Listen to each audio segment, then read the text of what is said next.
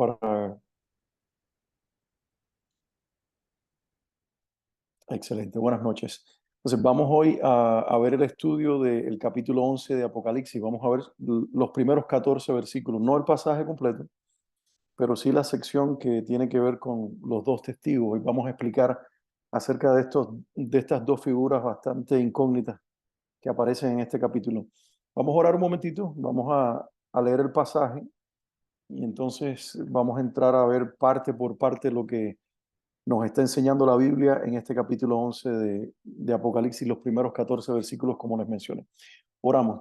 Padre, en el nombre de Jesús, gracias porque podemos volver a reunirnos en esta plataforma, porque podemos volver a tener el tiempo, la oportunidad para juntos estudiar la Biblia, mirar las Escrituras, Señor, y ser edificados por ella. Rogamos que el Espíritu Santo que vive en nosotros pueda no solamente permitirnos que tengamos los ojos naturales abiertos, sino también, como dice tu palabra y como Pablo oraba, así oro en esta noche, que los ojos de nuestro entendimiento sean abiertos para comprender, Señor, la escritura, la revelación, para tener entendimiento no solo natural, racional, sino espiritual con respecto a la revelación del capítulo 11 que estaremos viendo esta noche. Señor, permítenos ser edificados, permítenos ser retados inclusive por medio de este pasaje y de lo que tu palabra nos enseña y nos diga. Te pido que reine la presencia del Espíritu Santo entre nosotros en esta noche. Y a pesar de estar en diferentes lugares, que haya una unidad provocada por tu Espíritu, Señor, en nosotros. Que haya un sentir, un deseo, un corazón dispuesto, no solamente a conocer y aprender la Escritura, sino a vivirla, Señor, a abrazarla y a hacerla parte de nuestra experiencia diaria en esta vida. Te lo pedimos, Señor, en el nombre de nuestro Señor Jesucristo. Amén y amén. Bien, leo, y si ustedes tienen ahí en sus Biblias, pueden buscar Apocalipsis 11, versículos del 1 al 14. Lo voy a leer de corrido y después vamos, como hacemos otras veces, a entrar por secciones en esta noche. Dice el pasaje: entonces me fue dada una caña semejante a una vara de medir y se me dijo: levántate y mide el templo de Dios y el altar y a los que adoran en él. Pero el patio que está fuera del templo, déjalo aparte y no lo midas, porque ha sido entregado a los gentiles. Y ellos hollarán la ciudad santa 42 meses. Y daré a mis dos testigos que profeticen por 1260 días, vestidos de cilicio. Estos testigos son los dos olivos y los dos candeleros que están en pie delante del Dios de la tierra. Si alguno quiere dañarlos, sale fuego de la boca de ellos y devora a sus enemigos. Y si alguno quiere hacerles daño, debe morir él de la misma manera. Estos tienen poder para cerrar el cielo, a fin de que no llueva en los días de su profecía, y tienen poder sobre las aguas para convertirlas en sangre. Y dice, y para herir la tierra con toda plaga cuantas veces quieran. Cuando hayan acabado su testimonio, la bestia que sube del abismo hará guerra contra ellos y los vencerá y los matará. Y sus cadáveres estarán en la plaza de la grande ciudad que en sentido espiritual se llama Sodoma y Egipto, donde también nuestro Señor fue crucificado. Y los de los pueblos, tribus, lenguas y naciones verán sus cadáveres por 3 días y medio y no permitirán que sean sepultados. Y los moradores de la tierra se regocijarán sobre ellos y se alegrarán y se enviarán regalos unos a otros, porque estos dos profetas habían atormentado a los moradores de la tierra. Pero después de 3 días y medio entró en ellos el espíritu de vida enviado por Dios, y se levantaron sobre sus pies, y cayó gran temor sobre los que los vieron, y oyeron una gran voz del cielo que les decía: subid acá. Y subieron al cielo en una nube, y sus enemigos los vieron. En aquella hora hubo un gran terremoto, y la 10ª parte de la ciudad se derrumbó, y por el terremoto murieron en número de 7,000 hombres, y los demás se aterrorizaron y dieron gloria al Dios del cielo. El segundo ay pasó, he aquí, el tercer ay viene pronto. Nos vamos a detener aquí, que es hasta donde quiero que hoy tengamos la lectura y por supuesto el estudio. Para los que se han conectado después de comenzar, estamos viendo el capítulo 11 de Apocalipsis, versículos del 1 al 14. Y básicamente el tema gira alrededor de dos personas que aparecen en esta narración, llamados los dos testigos. Ahora, a modo de introducción, voy a mencionar algunas cosas que yo creo que a grandes rasgos el pasaje nos dice, y después que mencione de manera introductoria todos estos detalles, pues entonces vamos a ver cada una de las secciones importantes del pasaje. Así que a modo de introducción, número 1, por si ustedes están tomando nota, este pasaje, junto con el anterior que leímos, que es el capítulo 10, por supuesto, forman un paréntesis previo al toque de la séptima trompeta. Es decir, Juan vino narrando 6 trompetas que se escucharon, hace un paréntesis y aparece el capítulo 10, cuando desciende el ángel con el librito que vimos en la última clase y vimos todo el significado que esto tenía. Y ahora hace este paréntesis del capítulo 11. Entonces, estos 2 capítulos forman un paréntesis previo a que se toque la séptima trompeta. Inclusive, este paréntesis hace una narración aquí, Juan, que no es cronológica, es decir, no es algo que está ocurriendo entre la sexta trompeta y la séptima trompeta necesariamente, sino que Dios en su, digamos, forma única de narrar las cosas, se detiene y comienza a contar algo que tiene su cumplimiento, que tendrá su cumplimiento al inicio de la gran tribulación. Lo mismo sucedió con el capítulo 10, lo mismo está sucediendo con este otro pasaje intermedio que es el capítulo 11. Ahora, aunque ambos pasajes, el capítulo 10, el ángel con el librito, y este capítulo 11 de los 2 testigos, aparentemente no tienen ninguna relación entre sí, están conectados en un sentido, están conectados por el hecho de que a tanto a Juan en el capítulo 10 como a los 2 testigos que encontramos que aparecen en este pasaje, se les llama a profetizar en esos últimos tiempos. Ahora, a Juan se le dice, es necesario que profetice sobre toda lengua, nación, recuerden, tribu, etcétera, etcétera, porque Juan, yo les dije, en el capítulo 10, representa a la iglesia presente en ese periodo de la historia que va a estar predicando en las naciones de la tierra.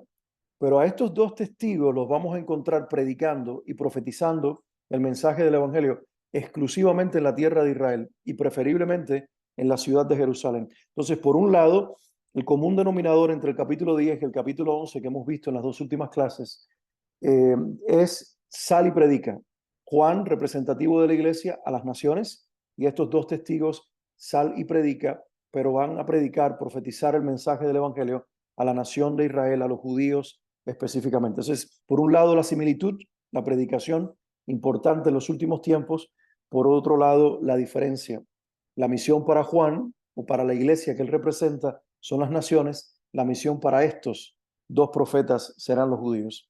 Entonces, a ellos se les pide profetizar en los últimos tiempos, de acuerdo a lo mismo que profetizaban los profetas de la antigüedad, que ya habían sido anunciados. Número 3, el tercer aspecto en esta parte introductoria que quiero enfatizar es que es interesante notar, mis hermanos, en este pasaje, que la acción descrita en estos versículos se desarrolla en Jerusalén. Ya lo dije anteriormente, pero enfatizo esto como tercer punto.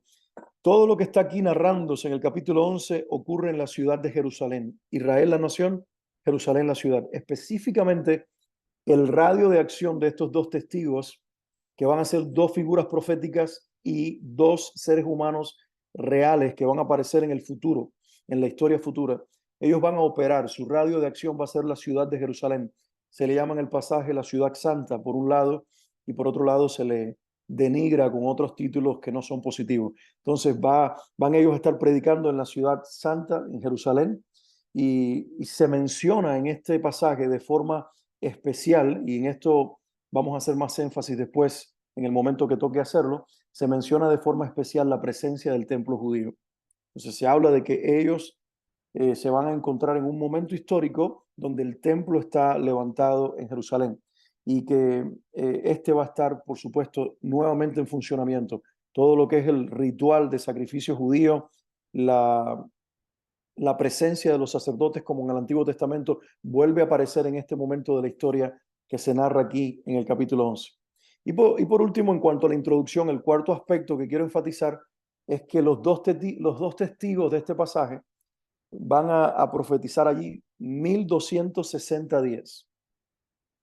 Entonces, esos 1260 días que se señala guardan una clara relación con el ministerio profético que en el pasado habían llevado a cabo profetas de Israel, como específicamente el caso de Elías y Moisés. Entonces, si quieren anotar algo también significativo a modo de introducción, que lo vamos a ver con más detalle después, el número de días que van a profetizar, 1260 días, que más o menos son 3 años y medio. Entonces, este periodo de tiempo va a aparecer de manera intercambiable a lo largo del libro de Apocalipsis. Se va a hablar de 3 años y medio, se va a hablar de 42 meses, se va a hablar de 1260 días. Entonces, estas cifras son importantes. E inclusive tienen mucho que ver con Daniel, que habló de un periodo de tiempo similar. Lo único que Daniel no se refirió ni a años, ni a días, ni a meses. Daniel dijo tiempo, tiempos y la mitad de un tiempo. Y por ahí entienden los eruditos que tiempo es un año, tiempos son 2 años por ser plural, y medio tiempo es la mitad de un año, lo cual vuelve a ser el mismo periodo de tiempo, 3 años y medio. ¿Por qué enfatizo esto? Lo vamos a ver más claro a lo largo que veamos el pasaje, el estudio, pero es significativo. Y por supuesto también, si quieren tomar notas, los nombres de estos dos profetas, Elías y Moisés, tienen una clara correlación con estos dos testigos que aparecen en el capítulo 11. Así que esos son los 4 aspectos principales que vemos en la introducción, a modo de introducción, que se ven en el pasaje. Y la suma de todos esos detalles que yo acabo de mencionar nos hace pensar en el interés que tiene el Señor, particularmente por Israel, hasta el tiempo del fin. Dios tiene un propósito particular con la nación de Israel y no dejará de cumplirlo, sino que lo mantendrá y lo perseguirá hasta el tiempo del fin. Ahora está expresando su gracia y su salvación por la iglesia en el mundo, pero en los últimos tiempos va a verse como el plan eterno hacia Israel no quedará truncado ni inconcluso, sino que por el contrario, él va a continuar ese propósito de salvación con la nación judía. Y esto es cumplimiento profético. Los profetas del Antiguo Testamento hablaron de ese momento y ahora vemos en el Apocalipsis que se pone el énfasis en este pueblo siendo redimido en el proceso del juicio de los últimos días. Israel va a ser restaurado, el pasaje nos da a entender eso. Más adelante lo vamos a ver con más claridad en el resto de los pasajes del libro de Apocalipsis. Israel va a ser restaurado y ellos finalmente van a creer en Jesucristo como su Mesías. Ahora vamos a ver por parte los temas principales del pasaje. Si quieren tomar nota, este es el primer tema que vamos a ver. El templo de Dios es medido. Aparece un ángel y le dice, posiblemente el ángel del capítulo anterior, el ángel fuerte del capítulo 10, es el mismo que vuelve a hablar con Juan, y le da una caña es una forma de medida, como una regla de nuestros días, y con esa caña o vara le dice, mide, y le dijo, levántate, mide el templo de Dios, el altar del templo, y a los que adoran en él. Así que el templo es lo primero que se pone aquí como algo significativo, el templo es medido. Me fue dada una caña semejante a una vara de medir, se me dijo, levántate, mide el templo de Dios y el altar y a los que adoran en él. Entonces, importante este versículo que acabo de mencionar, porque si tenemos en cuenta que el libro de Apocalipsis, este libro que nosotros estamos estudiando, fue escrito más o menos alrededor del año 90 después de Cristo, eso quiere decir que ya hacía unos 20 años que el templo de Jerusalén había sido destruido. El templo de Jerusalén, el último que estuvo levantado en Israel, cayó por Tito el Romano en el año 70. Es decir, cuando Juan recibe en la isla de Patmos la revelación del Apocalipsis, hacía 20 años que en Israel no había templo. Y aquí en Apocalipsis aparece el templo. Entonces tenemos que suponer necesariamente que el templo que Juan vio en esta visión de Apocalipsis 11 se refiere a un templo nuevo que va a estar levantado en el futuro. Entonces, si el capítulo 11 no está ajustado cronológicamente con el intermedio entre la sexta trompeta y la séptima, sino que por el contrario, el capítulo 11 nos lleva al principio de la gran tribulación, al comienzo del periodo de 7 años que habló Daniel, entendemos que uno de los detalles del comienzo de la tribulación es que se va a levantar en algún momento de ese periodo inicial un templo en Jerusalén. Y Juan lo está viendo aquí. Y esto es significativo porque mucha gente ahora puede aparecer y decir, estamos viviendo el Apocalipsis. No estamos viviendo el Apocalipsis por muchas razones. Y ya saben que he mencionado teorías bíblicas que pueden ser aceptables de que algunos creen que no se vivirá el Apocalipsis antes que la iglesia sea levantada. Pero además, si nos guiamos por la escritura en Tesalonicenses, ahora mismo en Apocalipsis, no estaremos en el periodo de la tribulación si primero no ocurre todo lo que se menciona en los 4 primeros sellos, los 4 jinetes, si no se levanta el anticristo y entra en la escena, aunque sea solapadamente, como un líder político de paz, pero entrará y la iglesia, cuando lo veamos entrar en la escena, vamos a discernir. Posiblemente hay una guerra de proporciones gigantescas, descrita en Ezequiel 38, que será el inicio de ese periodo de la historia, y que dará lugar a la construcción como un tratado de paz, a la construcción del templo de Jerusalén. Y entonces los seres humanos y los entendidos en la Biblia, vivos en ese momento de la historia, presentes en esta tierra, en ese momento sabrán que ya entramos en el tiempo del Apocalipsis, porque una de las cosas es precisamente esta: el templo estará erigido o se edificará en ese momento, como dando inicio a ese periodo de la historia. Así que vemos aquí al templo edificado. Esto ocurre en el tiempo de la tribulación y el templo está edificado, lo cual es un indicador profético de qué momento será, de que si nos encontramos allí o no todavía. Y definitivamente la respuesta es no. Y esto parece obvio, pero no lo es, porque hay muchos maestros que están por ahí enseñando de que ya nosotros estamos en el tiempo del inicio de la gran tribulación. Y no es así. Nosotros estamos en lo que Jesús dice en Mateo 24, es el principio de los dolores, es el aumento de las contracciones de la mujer que está dando a luz. Así se refiere Jesús con esos términos. Es el principio de los dolores, como cuando una mujer sabe que está a punto de dar a luz, pero todavía no es.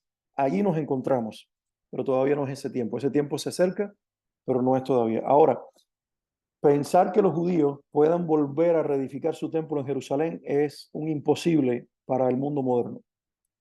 Es verdad que en la actualidad los judíos ortodoxos sueñan con esta idea, que hay inclusive un instituto conocido como el Instituto del Templo, que ya tiene las ropas confeccionadas, los descendientes de los sacerdotes ya están separados, ya tienen las medidas que el templo va a tener, ya tienen el arca construida, ya tienen la vaca roja que van a sacrificar y que es necesario para el sacrificio del templo, etcétera, etcétera. Ya tienen todos los elementos, pero parece imposible porque en el lugar donde se supone, o la mayoría supone, que estaba el templo en el momento que fue destruido, actualmente se encuentra la mezquita, conocida como la Cúpula de la Roca o la Mezquita de Omar, y se encuentra precisamente en ese lugar. Ese lugar es sagrado para los musulmanes, porque según su tradición, Mahoma se fue al cielo desde esa cúpula, desde esa roca mayormente, donde no había nada, y ellos allí en ese lugar,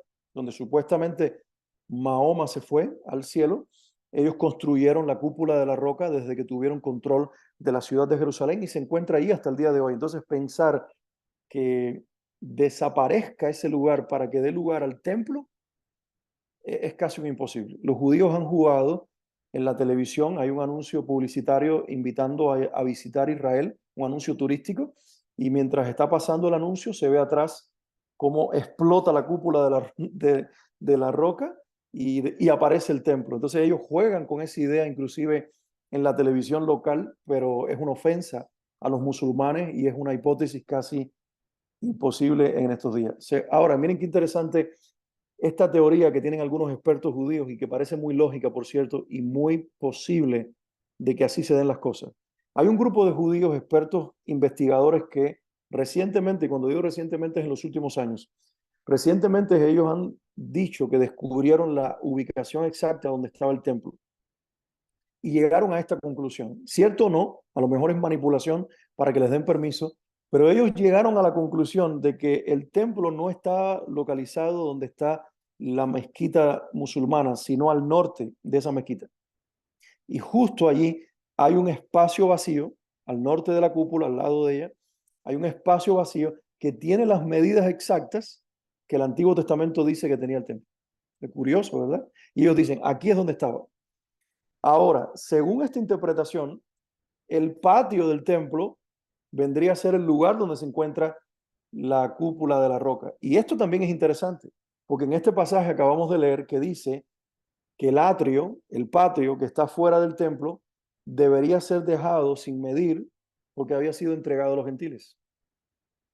Y curiosamente, si la teoría de estos judíos es cierta, literalmente ha sido entregado a los gentiles porque los musulmanes, que no son judíos, que no son adoradores de Dios, que adoran inclusive a Alá, que no es Dios, tienen allí donde dicen estos expertos que no estaba el templo, sino el patio de los gentiles, justo ahí está la cúpula de la roca. Entonces lo que se supone y lo que se especula, sobre todo en el contexto del judaísmo actual, es que se va a negociar que en el espacio ese vacío se construya el templo y convivan las dos religiones una al lado de la otra. De un lado va a estar la cúpula de la roca y al lado norte entonces va a estar el templo y no va a tener nada que ver con ese lugar que tienen los musulmanes, sino que por el contrario ellos van a tener su entrada y su acceso independiente. De ser así, pues entonces tiene más posibilidad y yo creo que eventualmente una conclusión como esta va a aparecer y una solución como esta va a aparecer porque dice la Biblia, y aquí está profetizado, que el templo va a ser edificado y aquí se está diciendo, mídelo, porque va a volver a haber un templo en Israel. Miren, ¿cómo podrán los israelitas volver a construirlo? Volvemos al mismo punto, no sabemos, es un misterio. La posibilidad anterior es una de ellas. La otra es que los mismos musulmanes queriendo atacar a Israel, como hace poco Irán lo intentó, sin querer envían un cohete y ellos mismos destruyan su cúpula, y eso de pie a que construyan ahí el templo. Cualquiera que sea la teoría que dé lugar, no importa, lo cierto es que va a suceder. Bueno, eh, la teoría más creíble es que cuando el anticristo entra en la escena como un agente de paz, una de las cosas que va a proponer es la coexistencia de estos dos enemigos comunes que son los musulmanes y los judíos. Va a entrar en la escena, como ya les dije anteriormente, en medio a la conclusión de una guerra casi de proporciones globales, una tercera guerra mundial, y cuando esta guerra pase, él entrará como un agente de paz y la propuesta que hará es, entre otras tantas cosas, que Israel tenga su templo y lo más probable que hable de convivencia. Así que se cree por muchos estudiosos de la Biblia que el anticristo será el que propondrá la construcción del templo. Y lo hará con un sentido y un propósito, porque recuerden que él mismo se va al final de 3 años y medio, que son la mitad de la tribulación, se va a proclamar Dios. Y dice la Biblia, por ejemplo, que él se sentará en el templo como si fuera Dios. Y si ustedes quieren saber dónde aparece eso, anoten ahí la cita, 2 Tesalonicenses 2, del 3 al 4. En 2 Tesalonicenses 2, del 3 al 4, dice Pablo que el fin de los tiempos comienza con el levantamiento del anticristo, con ese inicuo, dice Pablo, que se dirá que es Dios, se hará pasar por Dios y se sentará en el templo de Dios haciéndose pasar por Dios. Entonces, él va a entrar en un templo ya construido, otra profecía más de la Biblia, 2 Tesalonicenses 2, 3 al 4, haciendo alusión a que se sentará ahí en ese lugar. Daniel 9:27, anoten también esa cita, dice que hará cesar los sacrificios. El anticristo, en la mitad de la tribulación, en la mitad de los primeros del periodo de los 7 años, al cierre de esa mitad, él va a cesar los sacrificios porque va a terminar con lo que dio permiso a hacer a los judíos en los primeros 3 años y medio. Daniel 11:31, anoten también esta cita, dice que profanará el santuario, ofrecerá él mismo un sacrificio a Satanás. En Daniel 11:31 aparece esto, y Daniel 12:11 también. Daniel 8, versículos del 11 al 12, dice que demandará sacrificios para sí mismo en el templo. Es decir, va a demandar que las personas lleven ofrendas y sacrificios animales a ese lugar, pero no consagrados a Dios, consagrados a Él. Es decir, Él usurpará el templo y lo convertirá en una especie de palacio y de centro de adoración para Él. Así que todas estas son profecías que coinciden con el pasaje que estamos leyendo hoy de un templo levantado en Israel. Ahora, lo cierto es que cuando el templo sea levantado, esto va a traer un despertar espiritual en Israel. Los judíos sueñan, sobre todo los ortodoxos, sueñan con ese lugar. Recuerden que ellos no creen lo mismo que nosotros. Ellos no creen que el Espíritu Santo vive en el creyente. Y por lo tanto ellos creen que la presencia de Dios vive en un lugar. Y ellos están esperando ese templo y será como un símbolo de que Dios regresó a Israel. Y esto va a traer un despertar espiritual en la vida de la nación de Israel. Entonces, fíjense, el pasaje dice, Dios le dice, o el ángel le dice a Juan, mide el templo, mide el altar, que es donde se hace el sacrificio, pero también le dice algo interesante, que midiera a los adoradores, es decir, que calculara el número de cuántos van a estar allí adorando. Entonces, ¿quiénes son estos adoradores? No sabemos. A lo mejor es una referencia o una forma en que se refiere a lo que aparece en Apocalipsis 7:4, cuando se habla de 144,000 sellados de cada tribu, 12,000, 144,000 sellados de las tribus, 12,000 de cada tribu. Puede ser lo mismo, que se está refiriendo aquí a los primeros adoradores separados para el servicio del Señor, que van a ser despertados por el Espíritu Santo para servir a Dios de corazón.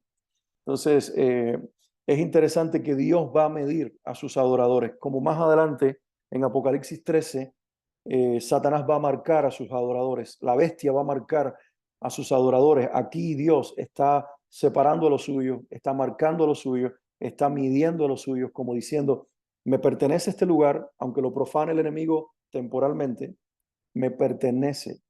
Aunque Satanás dirija al anticristo a darle permiso a los judíos a edificar su templo, todo esto será plan de Dios. Una vez más entra la soberanía de Dios en acción. ¿Por qué? Porque aunque el templo sea profanado temporalmente por el anticristo, al final de la tribulación, Cristo aparece en la escena y va a santificar ese lugar. De hecho, este pasaje tiene un paralelo en Ezequiel capítulo 40, capítulos 40 al 43, donde Ezequiel también mide el templo.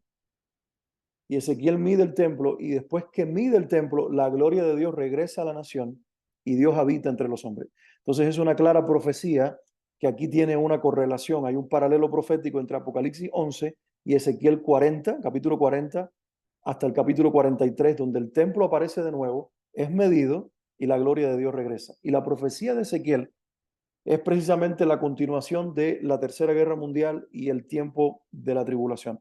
Y lo que está profetizándose en Ezequiel es, Dios va a permitir que se levante el templo en Jerusalén. El enemigo vendrá, la profecía en esos capítulos inclusive lo da a entender, alguien vendrá a usurpar el lugar de Dios. Sabemos ahora por Apocalipsis que es el anticristo, pero en algún momento Dios entrará en la escena y sabemos que es al final de la tribulación. Cristo aparecerá en la escena conquistando, derrotando al enemigo, y vendrá a santificar el lugar que había sido construido y lo hará su morada. Será su templo. Él volverá a habitar allí y la gloria de Dios habitará de nuevo entre los hombres y regresará a Jerusalén. Así que esto es una sección preciosa porque nos está anunciando un futuro que viene y nos está diciendo que Dios está ganando ventaja inclusive de los planes que orquestará el enemigo. Otra vez más, en el libro de Apocalipsis aparece el enemigo trabajando para Dios. El diablo, el anticristo, inclusive, planeando, orquestando, maquinando, y al final es Dios el que se está glorificando y usándolo todo para su gloria. Ahora, número 2, segundo aspecto que se resalta en el pasaje, es esto. Se mide el templo, el altar y las personas que van a adorar en él, pero el patio del templo es dejado aparte. Recuerden que ya lo mencioné. Dice los historiadores que cuando Herodes edificó el templo, el último templo que se edificó, que fue el que destruyó el general romano, cuando Herodes lo edificó, se separó un patio exterior que estaba destinado para que los gentiles de las naciones que ahora se encontraban en Jerusalén por ser provincia romana, y que era ahora muy común que hubiese gente de Grecia, que romanos vinieran inclusive a Jerusalén, que si querían ellos hacerse parte de la religión de Israel, ellos no podían entrar a los patios de los judíos. El templo estaba separado por patios que iban desde los más exteriores, como ese, el de los gentiles, hasta los más interiores, que se iban acercando hasta donde se encontraba el lugar santo y finalmente el lugar santísimo. Entonces, era un lugar abierto en su gran mayoría, esplanadas abiertas o patios o atrios, como también se les conoce, y finalmente había un lugar cerrado que incluía el lugar santo y el lugar santísimo. Entonces, al lugar santo solamente entraban los sacerdotes y al lugar santísimo el sumo sacerdote. Pero inmediatamente alrededor de ese edificio se encontraba un patio, y ese patio era el de los hombres. Afuera se encontraba el patio de las mujeres, rodeando el patio de los hombres. Y luego, más afuera, se encontraba rodeando el patio de las mujeres, lo que se conoce como el patio de los gentiles. Y este es el que dice aquí el Señor, no lo midas, porque esa sección ha sido entregada a los gentiles. Y ahora, la expresión que Dios usa cuando dice, déjalo aparte, En el español nosotros no lo notamos, pero en el idioma original que se escribe el libro de Apocalipsis, que es el griego de la época, se usa una expresión que significa yo rechazo ese lugar. No lo midas porque yo rechazo ese lugar. Ha sido entregado a los gentiles. Y da la impresión, dos cosas. Número uno, que no fue Dios el que lo entregó, que fueron las naciones las que lo entregaron. Y curiosamente, si la teoría que mencioné anteriormente, que la cúpula de la roca es el lugar donde se encontrará ese patio, y se refiere a ese lugar, está allí edificada no porque fue iniciativa de los judíos, sino porque fue iniciativa de las naciones. De hecho, esa parte está en control hasta el día de hoy de los musulmanes. Ellos tienen el control de todo lo que es el área del templo, donde se encontraba antiguamente el templo, porque las naciones, después de que Israel volvió a la tierra, las naciones que se reunieron en las Naciones Unidas decidieron que así fuera. Así que las naciones le entregaron el lugar a los musulmanes y Dios de una manera eh, enojada, con rechazo, dice, no lo midas porque ha sido entregado a ellos. Y además parece ser que allí el anticristo hará muchas de las suyas y tratará de deshonrar el nombre de Dios y de hacer cosas abominables en ese lugar que deshonren a Dios. Así que eso es algo que también es un indicador de lo que ha estado pasando ya actualmente en Israel e irá en aumento en los últimos días. Va a haber un aumento de la oposición contra el pueblo de Dios y va a haber un aumento del intento de Satanás de ofender a Dios con sacrificio falso en el lugar donde se le adora a Dios. El tercer aspecto que vamos a señalar es que la ciudad santa, es decir, Jerusalén, va a ser hollada. Hollar significa aplastar, pisotear. Y dice, lo que significa es que va a ser dominada y va a ser dominada y la expresión es despectiva. El enemigo se va como a burlar mientras lo hace, mientras aplasta la ciudad, mientras aplasta a los habitantes que están allí, que creen en el Señor, va a gozarse el enemigo con esto. Si la ciudad santa será hollada por los gentiles 42 meses. Vuelve a aparecer aquí ahora la misma cifra, pero en lugar de decir días, usa la misma medida, pero en meses. Anteriormente fue 1260 días, que equivale a 3 años y medio. Aquí aparece ahora 42 meses. De todos estos detalles, sin duda, se relacionan con el futuro de Israel. Dios no se ha olvidado de su pueblo. Todavía tiene planes gloriosos para ellos. Eso es todo lo que Dios está diciendo en este pasaje. Le voy a permitir al enemigo zarandear a la nación, pisotear a mi pueblo, aparentemente tener victoria sobre la nación de Israel, pero en realidad yo estaré en control y ellos solamente la tocarán hasta donde yo se lo permita. Entonces, pero todo esto sucederá para que se pueda llegar a realizar el plan de Dios. Hay una expresión que se usa en la Biblia y que Jesús usó, inclusive en el Evangelio de Lucas, capítulo 21, y es que se tienen que cumplir los tiempos de los gentiles. ¿Y a qué se refiere esto?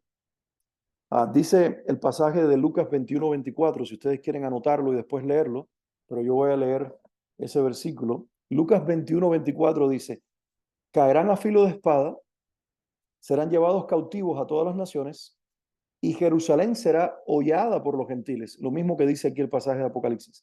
Jerusalén será hollada por los gentiles hasta que los tiempos de los gentiles se cumplan.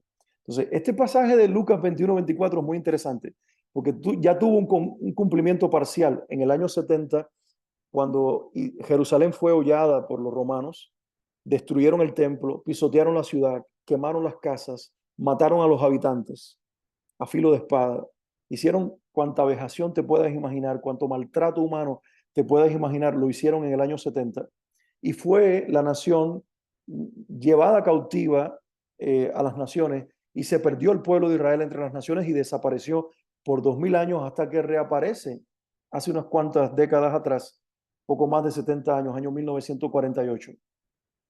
Aparece el resurgimiento de la nación cumpliéndose la profecía de Ezequiel 37 y el valle de los huesos secos se cumple de la nada, de lo que no existía, del desierto, los huesos muertos son resucitados y Dios se levanta un pueblo una vez de lo que no quedaba de la nada. Dios resurge, hace resurgir a su pueblo, pero tiene un doble cumplimiento la profecía de Jesús en Lucas 21-24, porque volverá a pasar lo mismo al final de los tiempos. Una vez más, un líder político con las características de Tito Vespasiano, el general romano, volverá a hacer lo mismo con Jerusalén. La maltratará, la hollará, la pisoteará, matará a sus habitantes a filo de espada, se, se levantará sobre ellos, se burlará de ellos, los asfixiará con su gobierno tiránico, pero dice que todo esto debe ser parte de un proceso que se llama los tiempos de los gentiles. Y esto no dejará de ser hasta que los tiempos de los gentiles se cumplan. ¿Qué está diciendo Dios? Es que todavía estamos en operación de los tiempos de los gentiles y eso va a continuar hasta ese tiempo de la tribulación, hasta que Dios entre en la escena. Los tiempos de los gentiles tiene que ver con la dominación gentil sobre Jerusalén. Y nosotros podemos decir, bueno, ahora eso no está ocurriendo. En Israel hay un gobierno judío. Sí, es un gobierno judío sionista, que es israelita, que ama su nación, pero que fue puesto por las naciones gentiles. Y es un gobierno israelita que tiene mucha injerencia de naciones, de las Naciones Unidas y de naciones poderosas, que no hace nada sin el consentimiento prácticamente de las Naciones Unidas. Y si lo hace casi haciendo guerra contra los pueblos de la tierra. Vemos a un gobierno que tiene que aceptar que la mitad de la ciudad de Jerusalén no les pertenezca a ellos. Vemos a un gobierno judío que no puede entrar a Belén, la ciudad donde nació Jesús, porque está en poder de los gentiles, de los musulmanes en este caso. Y así muchos otros detalles. Los tiempos de los gentiles todavía están en operación e irán en aumento en la medida que se acerque el tiempo de la gran tribulación. Lo cual quiere decir es que Dios le da permiso a las naciones gentiles, y aquí gentil no solamente significa que no es judío, significa antagonismo, significa enemistad, significa alguien, un grupo de naciones, pueblos, poderes militares, poderes políticos, que aunque, como decimos nosotros coloquialmente, aunque mastican a los judíos, no se los tragan. Y eventualmente eso va a desembocar en un gobierno anticristiano, un gobierno antijudío también, un gobierno antidios, que será el gobierno del anticristo precisamente, quien, siendo un engendro de Satanás, se gozará en destruir hasta donde sea permitido por el Señor a la nación de Israel. Entonces, eh, ¿cuándo será esto? Esto será en el tiempo de la tribulación. La mayoría cree que en los primeros 3 años y medio habrá un tiempo de paz. Los judíos edificarán su templo, habitarán parcialmente en paz. Los árabes estarán allí, los musulmanes, pero no los atacarán porque habrá un tratado de paz. Este líder mundial se manifestará casi como judío. Los judíos mismos lo van a exaltar y van a reconocer en él casi a un Mesías. 3 años y medio de matrimonio, vamos a decirlo así. Pero cuando se terminen esos primeros 3 años y medio, esos últimos 3 años y medio serán de muerte, de sangre, será de dolor. Y eso es lo que se conoce como la gran tribulación.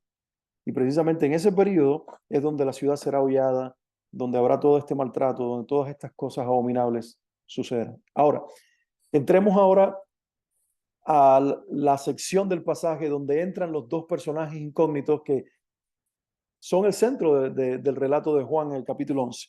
El templo es importante, todo el conflicto militar que está ocurriendo es importante, pero estos dos personajes son principales en el capítulo 11. Y dice el pasaje, versículos 3 al 6, daré a mis dos testigos. Entonces, número uno, estos dos testigos son de Dios. Él es el que los levanta, Él es el que los comisiona, Él es el que les da este título y Él es el que les da la encomienda de profetizar. Les dirá, profeticen por 1260 días. Es decir, que ellos van a estar todo el periodo de la tribulación molestando a los incrédulos, sobre todo a los judíos que no quieren creer y a las fuerzas militares que estén presentes en la nación de Israel y en la ciudad de Jerusalén. Ellos los van a molestar. Pero no solamente van a molestar a los que estén allí en la tierra. Recuerden que estamos ya en una época de tecnología. Juan no sabía eso, pero la descripción que hace es que esta gente, estos dos testigos, va a ser conocido por el resto de las naciones. Seguimos leyendo. Dice, le diré a mis dos testigos que profeticen por 1260 días vestidos de silicio. Estos testigos son los dos olivos y los dos candeleros que están en pie delante del Dios de la tierra. Si alguno quiere dañarlos, sale fuego de la boca de ellos y devora a sus enemigos. Y si alguno quiere hacerles daño, debe morir él de la misma manera. Estos tienen poder para cerrar el cielo, a fin de que no llueva en los días de su profecía, y tienen poder sobre las aguas para convertirlas en sangre y para herir la tierra con toda plaga cuantas veces quieran. Muchas cosas interesantes en este pasaje. Mucho Antiguo Testamento metido en estos 3 versículos, hablando de estos 2 testigos. Pero vamos a ver por parte lo que dicen estos versículos. En primer lugar, la misión y la duración de la misión de estos hombres. Juan los introduce de repente a estos 2 testigos y dice, la misión de ellos es profetizar. Entonces, ¿qué van a estar ellos profetizando? Van a estar diciendo, el fin se acerca, el Mesías está por venir, este es el anticristo, este no es el verdadero Mesías, este es el antagonista, este es el enemigo de Dios, este es el engendro de Satanás. No le crean a sus mentiras y se van a convertir en enemigos directos del anticristo. Van a estar profetizando que Cristo viene, van a estar profetizando el evangelio, que el que cree en Jesucristo tiene vida eterna, y van a estar profetizando, esta es la duración de su misión, 1260 días, es decir, casi 3 años y medio, casi 3 años y medio. No llega a ser 3 años y medio exactamente, pero casi 3 años y medio. Y dice que estarán vestidos de silicio. Y la ropa es importante aquí porque el silicio era lo que se ponían los judíos cuando querían hacer una protesta. Lo hizo Mardoqueo cuando se paró frente al palacio para exigirle a Esther que lo atendiera y que reconociera que estaban viviendo un tiempo de peligro y que la nación de Israel corría peligro. Entonces, se está diciendo aquí, ellos están anunciando peligro, ellos están haciendo una protesta pública y ellos se van a convertir en enemigos del Estado, van a ser políticamente incorrectos como nunca nadie lo ha sido. El Antiguo Testamento, cuando nosotros terminamos la lectura del último libro del Antiguo Testamento, que es Malaquías, termina con esta declaración, con este statement que hace Malaquías, que no vendría el Mesías sin que antes Dios enviara a su mensajero, anunciando y preparando el camino del Señor. Y habla del profeta Elías. Dice, no vendrá sin que antes venga Elías preparando el camino del Señor. En los días de Jesús eh, eh, se hablaba de que el Mesías no podía venir si Elías no había venido. De hecho, le dijeron a Jesús en algún momento, ¿tú eres el Elías que había de venir? Y él dijo, no, Elías ya vino y ustedes no lo reconocieron. Y dice uno de los evangelistas, haciendo referencia a las palabras de Jesús, esto dijo en referencia a Juan el Bautista. Entonces, la profecía de Malaquías 4:5, si ustedes están anotando las citas, anótenlo ahí. La profecía de Malaquías 4:5 que dice, yo envío al profeta Elías, se cumplió parcialmente con la venida de Juan el Bautista, preparando por primera vez la primera venida del Señor Jesucristo. Pero al final de los tiempos entran en la escena no uno, sino 2 testigos. Y esto se vuelve más interesante, porque aquí vemos, como yo decía al principio, vemos que hay 2 profetas de la antigüedad que toman relevancia en este pasaje. Uno es precisamente Elías, pero el otro es Moisés. Y estos 2 testigos reúnen características que están asociadas con estos 2 personajes del Antiguo Testamento. De hecho, acabamos de leer aquí muchas de las cosas que los versículos 3 al 6 describen, son descripciones que hacen alusión a cosas que hizo Moisés y a milagros o señales que hizo Elías. Entonces se crea un paralelo profético entre esos 2 personajes del Antiguo Testamento y estos 2 testigos que aparecen en la escena profética de los días de Apocalipsis. Entonces, en este pasaje de Apocalipsis, capítulo 11, se nos dice que son 2 testigos y no uno solo. Y miren, 2 siempre es mejor que uno. De hecho, lo dice así Eclesiastés, mejores son 2 que uno, porque si uno cae, el otro lo levanta. Jesús, cuando fue a enviar a los 12 y luego a los 70, dice en los evangelios que los envió de 2 en 2. Entonces, esta idea en el Nuevo Testamento y en el Antiguo Testamento es importante. El 2 quiere decir que se multiplica la fuerza, que el efecto espiritual es mayor. De hecho, hay un pasaje, que no recuerdo la cita ahora, en el Antiguo Testamento que dice, 1 hace huir a 1000, 2 hacen huir a 10,000. Y habla de un principio exponencial, habla del efecto multiplicador y exponencial que ocurre cuando 2 personas llenas de Dios se unen.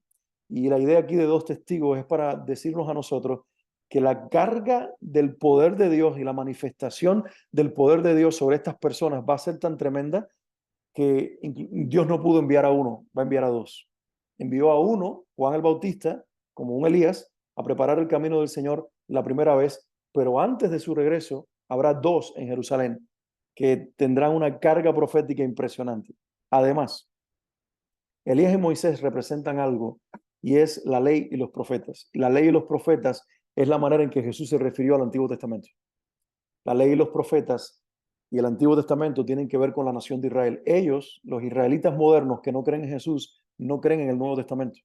Ellos creen en el Antiguo Testamento. Así que yo creo que estos dos testigos profetizarán desde el Antiguo Testamento, porque van a ser judíos, van a ser profetas, van a ser enviados por Dios y van a hablarle a una nación que no cree en el Nuevo Testamento, que solo cree en el Antiguo Testamento. Y van a ser entendidos en esto. Desde el Antiguo Testamento y desde la ley y la profecía del Antiguo Testamento, ellos van a presentarle a Jesús a la nación de Israel. Ellos van a ser proféticos en ese sentido también y van a cumplir una misión específica en ese periodo de 1260 días. Así que estos detalles son muy interesantes. Estos dos testigos tienen esa misión de profetizar, van a anunciar la palabra de Dios y van a estar junto con lo que Juan representa al representar a la iglesia, los creyentes de las naciones predicando el evangelio para salvación en medio de las naciones y estos predicando, por supuesto, también el Antiguo Testamento y a Cristo en la revelación del Antiguo Testamento como el Mesías Salvador para una nación que no ha querido reconocerlo. Recuerden que un Israel confundido venerará al anticristo y Dios levanta a estos dos testigos para decirles, no, él no es el camino. Miren la profecía, miren la ley de Moisés. Aquí se revela un Mesías que ya vino y que viene otra vez. Se llama Jesucristo. Entonces, esos son detalles interesantes. Ahora, la mayoría de los comentaristas y estudiosos bíblicos y todos los creyentes que hemos de alguna manera estudiado este pasaje, tenemos un interés especial por descubrir la identidad de estas dos figuras, estos dos testigos. ¿Quiénes son ellos? ¿Quiénes son ellos? Algunos dicen es Enoc y es Elías, porque son los dos personajes en el Antiguo Testamento que fueron traspuestos y nunca murieron. Enoc al principio del Génesis y luego Elías en tiempos más tardíos. Fueron dos personas que literalmente dice la Biblia que no murieron y que Dios se las llevó. Entonces dicen, como no murieron, ahora tienen que morir. Eso es una teoría que tienen algunos. Otros, por la descripción precisamente del pasaje en Apocalipsis 11, quitan a Enoc de la ecuación y ponen a Moisés. Dicen, es Moisés y es Elías que regresan a la tierra. E inclusive se apoyan que cuando Jesús fue al monte de la transfiguración y se mostró en toda su gloria, los tres discípulos que estaban allí, que eran Pedro, Jacobo y Juan, dicen que vieron descender del cielo a Moisés y Elías. Tuvieron un diálogo con Jesús. Entonces, muchos suponen que esto también es un indicador de que estaban hablando de que después de la muerte de Jesús y de su resurrección, él volvería al cielo, pero que en algún momento ellos tendrían que descender para ser testigos anunciadores a Israel y a Jerusalén de que el Mesías volvería. Ahora, todo esto es especulación. El libro de Apocalipsis, que habla de los dos testigos, y el capítulo 11 que los menciona, no dice que sean Moisés y Elías. ¿De dónde entonces sacan esas conclusiones? Bueno, ya lo dije, hace referencia el pasaje, quiero leerlo otra vez. Dice que ellos, aparte de decir que son dos olivos, que es una referencia al libro de Zacarías, que son dos candeleros que están en pie delante del Dios de la tierra, que también es una referencia al libro de Zacarías, ahora entra una descripción que se asemeja a Moisés y a Elías. Dice, si alguien quiere hacerles daño, sale fuego de la boca de ellos, como cuando Elías pidió que cayera fuego sobre el altar y Dios quemó su ofrenda, así tendrán poder de que fuego, dice aquí, salga de la boca de ellos. Dice, estos tienen poder para cerrar el cielo y que no llueva sobre la tierra. Esto fue algo que Elías directamente hizo.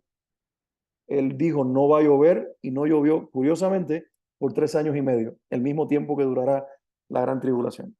Pero además tienen poder, y aquí entra Moisés en escena, para hacer que las aguas se conviertan en sangre, y este fue un poder que Dios le dio a Moisés. Y además dice que tendrán poder estos dos testigos, no uno, sino los dos, para herir la tierra con toda plaga, cuantas veces quieran, y esto fue algo que Moisés hizo. Sin embargo, mis hermanos, el pasaje no está diciendo que uno cerrará el cielo, siendo Elías, y que el otro hará convertir el agua en sangre, y traerá plagas, siendo Moisés, sino que dice que los dos, ambos, tienen poder para traer fuego que sale de sus bocas y matar a sus enemigos, que ambos tienen poder para cerrar el cielo y que no llueva sobre la tierra, traer una sequía, y que ambos tienen poder para que las aguas se conviertan en sangre y vengan plagas sobre la tierra. Entonces, no necesariamente se está diciendo que estos van a ser Moisés y Elías, sino que ellos cargan el poder que estuvo sobre esos dos profetas del Antiguo Testamento. Es lo que básicamente el pasaje está diciendo. Ahora, se les llama también los dos olivos y los dos candeleros. Y yo dije que esto es una referencia a Zacarías. Si ustedes quieren saber la cita exacta y la quieren anotar para después, en su estudio privado, leer el pasaje, Zacarías 4, versículos del 1 al 14. Y ahí se menciona estas dos figuras proféticas, dos olivos y dos candeleros que están delante de la presencia del Señor.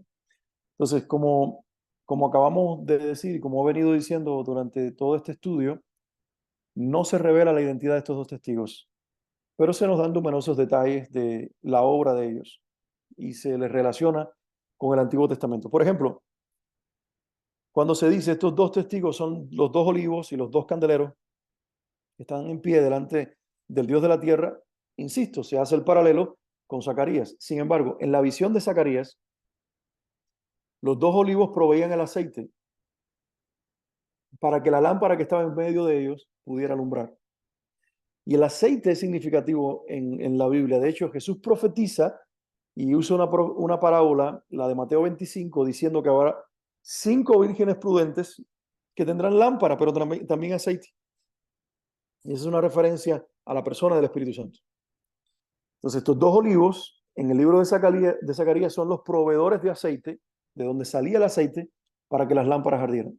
Entonces, ese es el lugar que se les da a ellos, como dos profetas que tendrán el poder de avivar a la iglesia y especialmente a la iglesia judía que se encuentra en Israel. Pero en el libro de Zacarías, los dos olivos se les identifica con los dos ungidos que están delante del Señor. Y en los tiempos de Zacarías, los dos ungidos no eran Moisés y Elías. Anoten estos dos nombres. Eran Zorobabel y Josué. Zorobabel, un gobernador judío que reconstruye la ciudad, y Josué, el sumo sacerdote, que después que Zorobabel reconstruye el templo, viene a dar sacrificio a Dios como sumo sacerdote. Es decir, el mismo pasaje compara a estos dos testigos tanto con Moisés y Elías, con Zorobabel y con Josué también. Entonces, pregúntenme, aunque estén en silencio sus micrófonos, yo voy a hacer un juego como si ustedes me estuvieran preguntando, Alex, ¿quiénes son en realidad estos dos testigos? ¿Son Moisés y Elías o son Josué y Zorobabel? ¿Qué tú piensas? Bueno, yo pienso algo en particular, que posiblemente no sea ninguno de ellos, sino que van a ser dos personas, como tú y yo lo somos, pero judíos, que van a nacer en esa época, o que están vivos ahora, si la época va a ser pronto, y que van a tener todas las características que estos personajes del Antiguo Testamento tuvieron. Van a ser olivos y candeleros, simbólicamente, como lo fueron Zorobabel, como lo fue Josué. Es decir, ellos van a tener un lugar especial en ese templo que va a ser edificado. Ellos van a tener un corazón especial por ese lugar que va a ser edificado, como Zorobabel lo tuvo.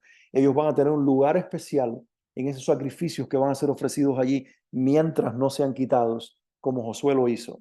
Pero a la misma vez, cuando ese sacrificio sea quitado por el anticristo, ellos van a ser revestidos de un poder profético. Y ellos dejarán de ocupar el lugar que Zorobabel y Josué ocuparon como gobernadores y como sumos sacerdotes, y se convertirán en profetas que se levantarán en contra del gobierno del anticristo para predicar a Cristo y su regreso a la nación de Israel y a la descendencia de los judíos específicamente. Así que si me preguntas la identidad de ellos, yo creo que son dos personas desconocidos para nosotros, pero eso sí, llamados por Dios, escogidos por Dios, con una unción del Espíritu Santo impresionante, van a ser usadísimos por el Señor en el periodo de la tribulación para avivar a la iglesia, y van a ser responsables inclusive de que el aceite en la lámpara de la iglesia esté llenándola, porque ellos con su predicación harán que la iglesia, principalmente la iglesia en Israel, la iglesia judía, viva un avivamiento impresionante en ese periodo de la historia.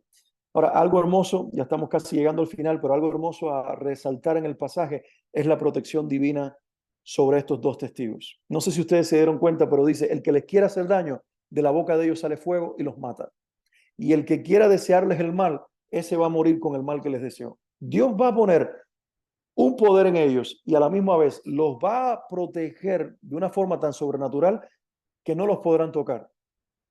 Pero el pasaje dice algo increíble. Dice el pasaje que no lo podrá tocar el anticristo ni ninguno de los que sirven a Satanás mientras estén cumpliendo su misión. Es decir, la protección divina está asociada al propósito. En el momento que sea la hora final en la que ellos den la última profecía, el cerco les va a ser quitado y una vez más el enemigo va a tener autoridad para quitarles la vida.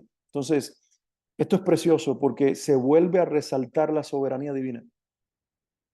Se vuelve a resaltar a un Dios soberano que protege a los suyos y nadie los puede tocar. Trae esto a tu vida ahora mismo.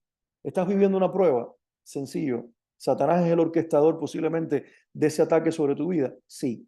Pero no te está atacando el diablo porque burló a Dios. No te está atacando el diablo porque tiene más poder que Dios. No te está atacando el enemigo porque Dios se debilitó. No. Te está atacando porque Dios le dijo que sí al enemigo para que te atacara, porque Él se va a glorificar aún en ese momento en tu vida. Esa enfermedad, esa crisis, ese conflicto, eso que tú estás viviendo, lo está permitiendo el Señor. Es un ataque del enemigo, no nació en el corazón de Dios, no es algo que Dios orquestó, no es algo que Dios planeó. Satanás se está afilando las uñas con eso, se está divirtiendo con lo que está pasando. Dice, al fin puedo vencer a los hijos de Dios, al fin me pude burlar de Dios. Y no sabe que el Señor está a punto de burlarse de él una vez más, porque otra vez estará haciendo el trabajo para el Señor. Y lo mismo va a ocurrir en esos días. Esta protección divina va a estar sobre estos hombres hasta que cumplan su misión. Y una vez que cumplan su misión, el Señor abrirá la puerta, el enemigo lo tocará y los matará. Y esto va a estar presente en sus vidas. Así que esto es algo poderosísimo. Ahora dice el pasaje, para leer textualmente lo que le mencionaba, cuando se haya acabado el testimonio de ellos, cuando ellos hayan acabado su testimonio, la bestia que sube del abismo hará guerra contra ellos. Y esta es la primera vez que aparece el título bestia o la referencia a la bestia en el libro de Apocalipsis. No se había mencionado hasta ahora a esta figura, la bestia. ¿Por qué? Porque no había tenido una figura bestial el anticristo hasta ese momento. Se mostraba como alguien pacífico, que está trayendo paz a las naciones, como un gran gobernante que finalmente arregló el planeta, pero en este periodo de la historia, esto es una bestia que sube del abismo, es un engendro de Satanás. Él va a mostrar su verdadera identidad y se va a revelar como lo que realmente es una bestia grotesca, destructora de la humanidad y especialmente enemiga del pueblo de Dios. Y dice que esa bestia que sube del abismo hará guerra contra ellos, los dos testigos, los vencerá y los matará. ¿Cuándo los va a vencer? Cuando ellos terminen su testimonio. Solamente los puede vencer el enemigo y matarlos cuando el propósito de Dios se haya cumplido. Lo mismo con nosotros, lo mismo con ellos. Dice, sus cadáveres estarán en la plaza de la grande ciudad, que en sentido espiritual se llama Sodoma y Egipto. Mira qué cosa. Anteriormente se dice que ellos profetizarán en la ciudad santa, pero ahora ya no se le llama más una ciudad santa, se le llama Sodoma y Egipto. Se le llama ciudad de pecado en referencia a Sodoma y se llama ciudad de juicio en referencia a Egipto. Y las dos cosas van a estar allí en operación. Sodoma, inclusive hay una teoría, mis hermanos, por una profecía creo que de Isaías, de que una de las características del anticristo es que posiblemente practique la sodomía, es decir, sea homosexual. ¿Por qué? Porque no gustará del amor de las mujeres, dice la profecía. Y se le va a llamar a la ciudad donde él venga a tomar control, Sodoma. Israel se ha convertido en los últimos años en el Medio Oriente en el lugar donde más se empodera la agenda homosexual. Tel Aviv, no Israel, Tel Aviv, la capital política, hasta nuestros días, aunque ya eso está cambiando, es el lugar donde más paradas o parades gays se celebran en el Medio Oriente. Y posiblemente eso se traslade a Jerusalén en los próximos años, si el mundo entero reconoce a Jerusalén como capital. Y eso va a tener una preponderancia quizás importante en los días del anticristo. Y por eso, y por todo lo que significa Sodoma espiritualmente, en este caso Dios llama a Jerusalén Sodoma y también la llama Egipto, como una ciudad de juicio, como una ciudad enemiga, como una ciudad donde un faraón con un corazón endurecido hace guerra contra el pueblo de Dios, lo quiere destruir y Dios lo juzga. Y eso mismo va a volver a ocurrir en esos días. Entonces, dice que esa ciudad, Sodoma y Egipto, y aquí identificamos que es Jerusalén, ¿por qué causa? Porque dice, en ella nuestro Señor fue crucificado. Y no hay otro lugar donde Cristo fue crucificado que no fuera Israel y Jerusalén particularmente. Y dice que los cuerpos de ellos estarán allí en la plaza de esa ciudad llamada Sodoma y Egipto, que ya sabemos que es Jerusalén. Y dice, y los pueblos, las tribus, lenguas y naciones verán sus cadáveres por 3 días y medio. ¿Por qué esto es importante? Porque en los días que Juan profetiza y escribe el Apocalipsis no había televisión ni internet. Era imposible que las otras naciones pudieran ver lo que está ocurriendo en una ciudad tan distante. Pero dice que todas las naciones lo verán. Y entonces se está hablando de un periodo donde tecnológicamente hay el avance para que se vea. Eso para nosotros hoy es lo normal, pero no en los días de Juan. Entonces, la gente verá satelitalmente la transmisión. Mira el morbo del ser humano. Van a sentarse frente a la televisión, en su teléfono inteligente, en su tableta, en su computadora, con el morbo de ver, finalmente mataron a esos dos que nos estaban atormentando de día y de noche, y entonces se alegrarán. Y dice el pasaje que se van a alegrar de tal manera que se van a enviar regalos unos a otros, porque estos dos profetas los habían atormentado a los moradores de la tierra. Qué terrible, ¿verdad? Y esto es triste que en lugar de que ocurra tristeza y que la gente diga, qué pena que le quitaron la vida a hombres de Dios, celebren. Y este es el contraste que aparece en el pasaje, porque dice que los moradores de Jerusalén estarán a punto de llenarse de miedo y de darle gloria a Dios. Muy diferente a lo que pasará en las otras naciones. La gente celebrará la muerte de los profetas, pero el pueblo de Israel empezará a darle gloria a Dios cuando los profetas resuciten. ¿Por qué? Porque dice la Biblia que entró poder de ellos después de 3 días, resucitarán y serán levantados y llevados al cielo. Y dice que cuando eso ocurra, los moradores de la tierra, es decir, de Jerusalén, se llenarán de miedo y darán gloria a Dios. Y esto dice que el propósito por el cual vinieron a la tierra estos dos testigos comienza a cumplirse. La nación de Israel quita sus ojos del anticristo, lo identifica como una bestia y comienza a devolverle la gloria a Dios al cual se le había quitado, gracias a que estos hombres sobrenaturalmente van a ser resucitados, como el Señor también lo fue en esa misma ciudad.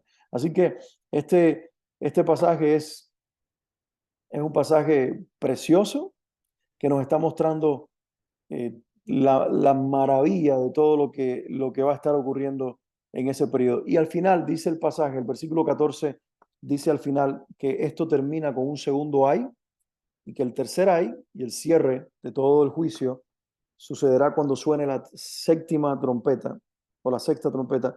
El tercer ay, mejor dicho, sucederá cuando la séptima trompeta suene, que será al final de este mismo capítulo 11 que nosotros estamos viendo. Conclusión, ya vamos a cerrar. Hemos visto bastante en el pasaje. ¿Qué nos enseña este pasaje? Nos enseña varias cosas. Número uno, aunque nos estamos acercando a los tiempos del fin, no estamos allí todavía. Estamos en el preámbulo, en los dolores de parto. No es para bajar la guardia ni para decir, qué bueno, sigamos celebrando. No, es para preparar proféticamente a la iglesia y prepararnos nosotros y que la siguiente generación, si es a la que le toca, si no a nosotros, ese periodo de la historia, estén preparados sabiendo que sí nos estamos acercando cada vez más, que la convergencia del cumplimiento de las profecías, de las señales de los últimos tiempos, sí va en aumento, y eso quiere decir que los dolores de parte de la creación que van en aumento indican que el momento cada vez está más cerca, pero todavía no ha llegado. ¿Por qué? Porque tiene que haber algo como una guerra, como la profetizada en Ezequiel 38, que dé al traste con un tratado de paz y con la entrada en la escena del jinete del caballo blanco, como ya vimos en los capítulos anteriores, del primer sello desatado, del anticristo entrando en la escena, conquistando las naciones. Y este hombre va a ofrecer a la nación de Israel y a las naciones una paz falsa, pero que funcionará temporalmente por 3 años y medio, Y dentro de ese tratado de paz ya vemos que se erige, se edifica el tercer templo de Jerusalén, donde él mismo hará su abominación, se sentará, se creará Dios y la gente le rendirá adoración temporalmente, porque luego Dios se ocupará de sanar ese lugar, de santificar ese templo y de convertirlo en casa para su misma presencia. Nos está mostrando que en medio de la operación del diablo, Dios siempre tiene el poder para meterse en territorio satánico y poner sus instrumentos de carne y hueso llenos de su poder. Y el pasaje nos muestra con estos dos testigos que a Dios le encanta usar al ser humano. Dios puede poner señales en el cielo y de hecho lo hará. Dios puede usar la creación, el mar, la tierra, los elementos para mostrar su poder y de hecho lo hará, pero sus instrumentos favoritos para mostrar su gloria y anunciar su salvación sigue siendo la iglesia y sigue siendo el mensaje profético que porta la iglesia. Entonces veremos a una iglesia descrita en el capítulo 10 anunciando el evangelio de las naciones y veremos una iglesia judía paralelamente anunciando al Cristo revelado en el Antiguo Testamento para que Israel desde las escrituras hebreas reconozca a Jesús como el Señor. Al principio no lo hará, pero con la muerte y la resurrección de estos dos testigos comenzará el despertar de una nación y es el cumplimiento profético de que Israel será salvo al final de los tiempos. Y esto es importante, porque hasta que esto no ocurra, hasta que esto no comience a ocurrir, Jesús no regresará. Jesús regresa por un pueblo que lo reconoce. Dice que cuando lo miren a él, los que lo traicionaron y lo traspasaron, y clamen diciendo, ten misericordia de nosotros, él vendrá por ellos. Es decir, tiene que venir la salvación de Israel para que el Mesías descienda. Y esto nos muestra a un Dios que tiene un plan orquestado y a un Dios que va a cumplir al pie de la letra lo que ha profetizado. ¿Dónde nos encontramos nosotros ahí? Mis hermanos, nosotros somos los preparadores de todo esto. Nosotros somos los que vamos a dar lugar a que todo este plan siga desenlazándose y nosotros somos los portadores de la gloria de Dios. Somos los que tenemos el aceite divino, la unción del Señor para que la gente escuche ese mensaje y la gente crea una vez que ocurra que realmente está sucediendo tal cual la Biblia lo predijo y lo profetizó. Tenemos que profetizar el Evangelio. Tenemos que hablar de Cristo y tenemos que hablar de su verdad para que las naciones crean y las personas estén preparadas. Así que oramos un momentito y luego entonces cerramos grabación para podernos despedir. Padre, en el nombre de Jesús, gracias por esta noche. Gracias por mostrarnos este precioso pasaje y por mostrarnos lo que al final de los tiempos tú seguirás haciendo. Un Dios en acción, un Dios soberano, un Dios de poder, un Dios que ama a la iglesia, un Dios que ama al pueblo de su pacto, un Dios que no terminará su historia con los hombres en esta generación y de este lado de la eternidad, sin que antes salves inclusive a la casa descendiente de Abraham, a la nación de Israel. Padre, gracias porque de nosotros los gentiles has sacado un pueblo que te honra, pero finalmente también la nación que te dio la espalda, la nación que se confundirá inclusive con el anticristo, será la nación que te volverá a reconocer como Señor y como Dios, y entonces tú regresarás. Padre, prepara una iglesia llena del Espíritu Santo, entendida en los tiempos, que crea la Biblia, que la conoce, que la predica, para que la gente pueda creer por medio de la predicación ungida del Evangelio en nuestra boca, que Jesucristo es Señor y que solamente Él salva y da vida eterna. Bendícenos en esta noche. Gracias por tu palabra. En el nombre de Jesús. Amén y amén.